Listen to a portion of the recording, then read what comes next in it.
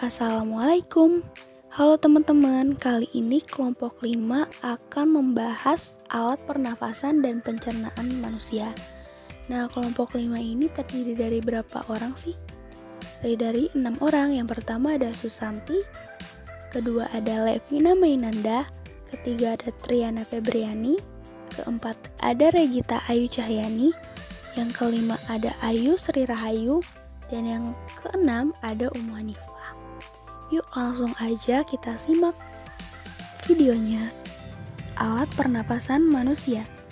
Apa itu pernapasan? Pernapasan adalah suatu proses di mana kita menghirup oksigen dari udara serta mengeluarkan karbon dioksida dan uap air. Manusia adalah makhluk hidup. Nah, salah satu ciri-ciri makhluk hidup adalah bernafas. Sebagai makhluk hidup yang bernafas, manusia memiliki sistem pernafasan. Sistem pernafasan adalah sekumpulan jaringan organ yang membantu tubuh untuk bernafas. Sistem pernafasan manusia gak bakal bisa menjalankan fungsinya tanpa adanya organ-organ pernafasan. Nah, ada apa aja sih dalam organ-organ pernafasan? Yang pertama ada rongga hidung. Dalam sistem pernafasan manusia, hidung merupakan organ pernafasan yang paling luar. Melalui organ ini, udara dari luar yang tidak hanya mengandung oksigen tetapi juga gas-gas lain seperti nitrogen, belerang, dan karbon dioksida akan masuk ke dalam tubuh. Rongga hidung terdapat selaput lendir yang berfungsi menangkap benda asing yang masuk lewat saluran pernafasan.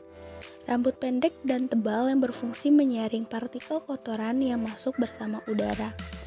Dan konka yang mempunyai banyak kapiler darah yang berfungsi menghangatkan udara yang masuk. Di dalam rongga hidung terjadi penyesuaian suhu dan kelembapan udara sehingga udara yang masuk ke paru-paru tidak terlalu kering ataupun terlalu lembab. Selain sebagai organ pernafasan, hidung juga merupakan indera pembau yang sangat sensitif.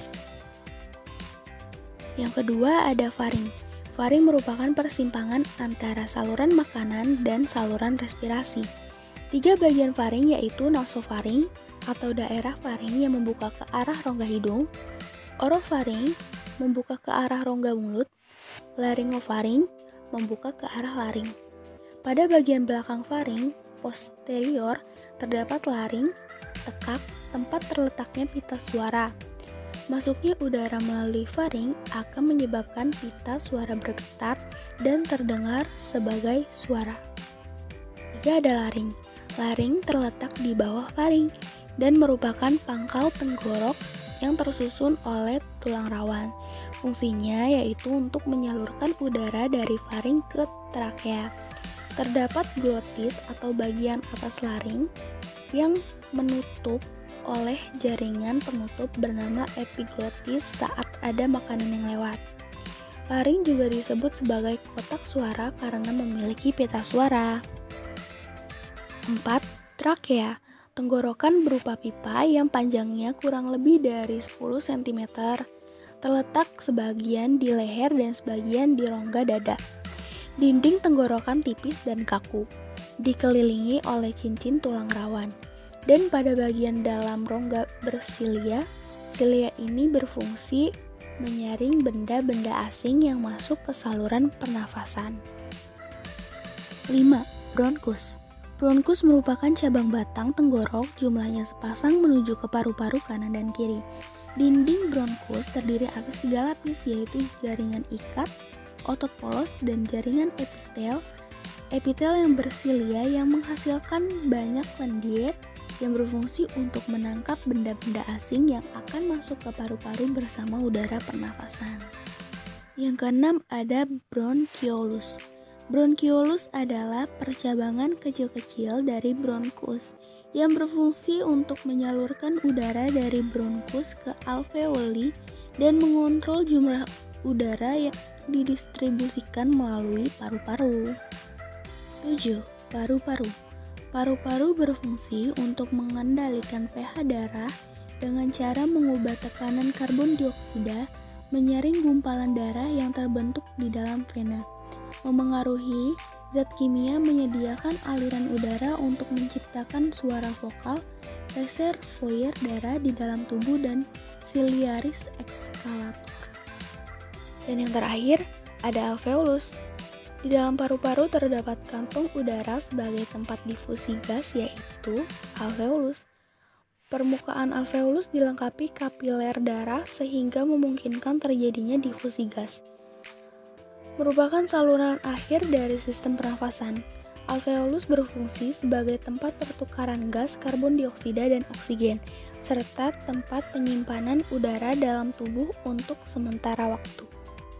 Di sini saya akan menjelaskan tentang alat pencernaan pada manusia. Sebelumnya, apa sih proses pencernaan itu? Proses pencernaan adalah proses pemecahan makanan menjadi molekul yang lebih sederhana. Makanan tersebut merupakan sumber energi dan sumber bahan baku untuk membangun tubuh. Di dalam proses pencernaan makanan pada manusia dapat dibedakan menjadi dua macam, yakni proses pencernaan mekanik dan kimiawi. Nah, proses pencernaan mekanik adalah proses pengubahan makanan dari bentuk besar atau kasar menjadi bentuk yang lebih kecil atau halus. Sedangkan proses pencernaan kimiawi adalah proses pengubahan zat makanan dari bentuk yang kompleks menjadi bentuk yang lebih sederhana dengan bantuan enzim pencernaan. Ada 3 proses dalam sistem pencernaan. Yang pertama, proses penghancuran. Yang kedua, proses penyerapan. Yang ketiga, proses pengeluaran. Nah, di dalam proses penghancuran dibantu oleh mulut dan lambung. Dalam mulut terjadi proses pencernaan secara mekanik yang dibantu oleh gigi, air liur, dan lidah. Sedangkan proses pencernaan secara kimiawi dibantu oleh enzim petialin atau amilase dan enzim lipase. Sedangkan di dalam lambung, proses pencernaan secara mekaniknya dibantu oleh gerakan peristaltik dinding lambung atau meremas makanan setiap 20 detik sehingga makanan seperti diaduk. Sedangkan proses pencernaan secara kimiawinya dibantu oleh enzim pepsin, asam HCl atau asam lambung, dan enzim renin. Yang kedua, proses penyerapan dilakukan atau terjadi pada usus halus. Yang ketiga, proses pengeluaran dilakukan atau terjadi di dalam anus. Di dalam sistem pencernaan manusia tentunya memiliki tugas atau fungsi umumnya. Yang pertama yaitu untuk menerima makanan. Yang kedua, mencerna segala macam makanan dan minuman yang masuk ke dalam tubuh. Yang ketiga, mengeluarkan sisa metabolisme atau membuang sisa-sisa makanan yang sudah tidak dapat diperlukan tubuh. Proses pencernaan makanan pada manusia melibatkan alat-alat pencernaan makanan. Alat-alat pencernaan pada manusia adalah organ-organ tubuh yang berfungsi mencerna makanan yang dimakan. Nah, apa saja sih organ-organ pencernaan tersebut? Yang pertama, mulut. Mulut memiliki fungsi yang cukup sering dilakukan oleh banyak orang. Hal ini karena seperti aktivitas makan saja kita memerlukan mulut kita. Nah, makanan yang masuk ke dalam tubuh adalah umumnya melalui mulut. Di dalam mulut ini berfungsi sebagai salah satu organ tubuh yang menghaluskan makanan agar lebih mudah untuk dicerna. Biasanya, peranan air liur di sini sangat dibutuhkan oleh mulut untuk membuat makanan yang masuk ke dalam mulut semakin lunak sehingga sangat mudah untuk dikunyah. Pada mulut terdapat gigi yang juga berperan untuk membuat makanan Anda halus dengan cara dipotong kecil-kecil, kemudian dihaluskan lebih halus lagi. Yang kedua, kerongkongan atau esofagus. Nah, saluran penghubung dari mulut ke lambung adalah organ tubuh satu ini, yakni kerongkongan. Organ tubuh satu ini terletak di tengah, yakni antara lambung dengan tenggorokan.